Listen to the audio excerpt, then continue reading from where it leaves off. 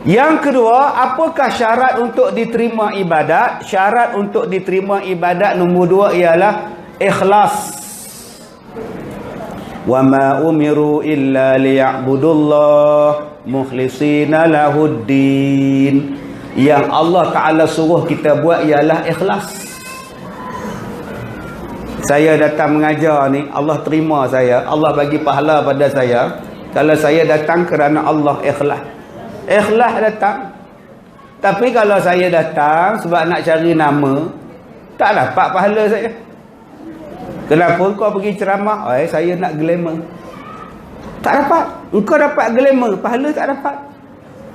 Sebab tu tuan-tuan, saya bukan fikir glamour dah tuan-tuan. Saya ni dah terlebih glamour dah.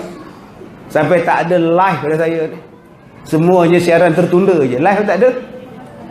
Tak ada kehidupan dah tuan-tuan. Pergi ke mana pun orang kenal dah. Saya nak kata apa? Saya pergi umrah, saya ambilkan serban, saya tutup muka saya, nampak mata je. Orang tengok, Ustaz Kazim kan? Astagfirullah, saya buka balik tuan-tuan. Aku dah pakai maaf Zoro ni pun kamu kenal aku lagi.